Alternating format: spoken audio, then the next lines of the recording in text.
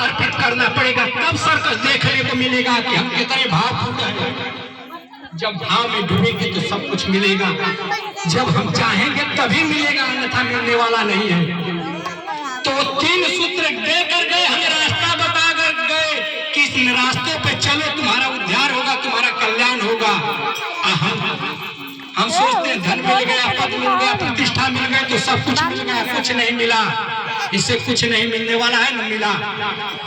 अरे सम्मान और पद प्रतिष्ठा पाकर तो सब अपने को आनंदित होते हैं, लेकिन फिर पाए सब कुछ आनंद हो तो जो शिव ने कुछ भी नहीं पाया, विराट पहाड़ पे रहने वाले वो आनंदित है। उनके जैसा शिव में होगे तो वे आनंदित होगे, नहीं तो वैसे नहीं आनंदित होगे ना। शिव में होना चाहे तो शिव में होने के लिए प्राणों की बाजी लगानी पड़ती है। वो मृत्यु के दाता है। जब तक हम सोचते कि उन्हें आवाहन करना होगा, जब हम बाहर का मरेगा मन, जो हम बाहर को जगत को देख रहे हैं, जब हम जो हम कह रहे हैं लालचन जब बाहर का मरेगा, भीतर का लालचन जागेगा, तभी जगत को जान पाएगा, तभी जगत को देख पाएगा, अन्यथा देखने वाला नहीं है। तो यही कहता हूँ गुरु बहना, जो रास्ता हमें मिला है उस पे चले।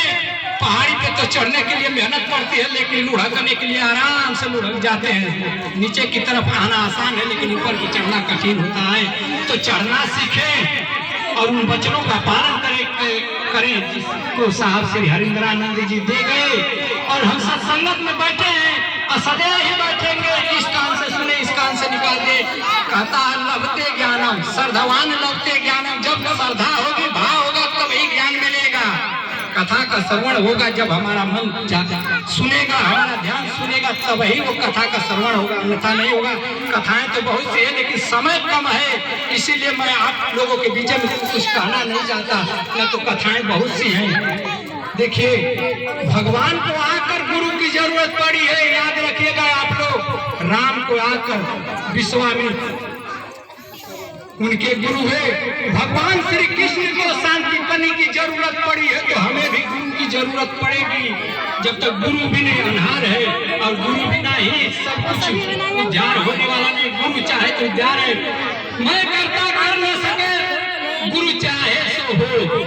हम यदि अभाव रखेंगे कि हम कर रहे हैं तो कुछ होने वाला नहीं, और गुरु चाहेगा तो सर्व कुछ होता है। इसीलिए कहा है वो जो बना है गुरु एक अलग है। गुरु रे ब्रह्मा गुरु विष्णु गुरु गुरुदेव महेश्वराय, गुरु रे साक्षात परब्रह्म तस्मै श्री गुरुवे नमः। यानी तीनों शक्तियां गुरु के अंदर है, और वो तीनों से ऊपर है। गुरु ब्रह्मा और विष्णु महेश तीनों से ऊपर है, तीनों से ऊपर है। इसलिए उसे भगवान से भी ऊपर दर्जा दिया गया है। जब तक हम गुरु को भाव पूर्वक नहीं जानेंगे, जब तक जानेंगे नहीं, कुछ मिलने वाला नहीं है वाला।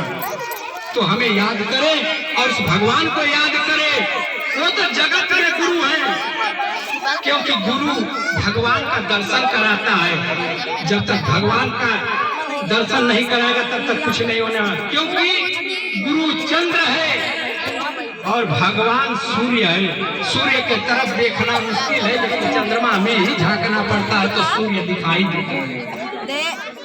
तो इसी पर मैं अपनी वाणी को विराम देता हूँ, और आप सभी के बैठे हृदय में परमात्मा को मेरा कोटि कोटि प्रणाम स्वीकार हो। उधर देखिए ना, वो जगह है समुद्र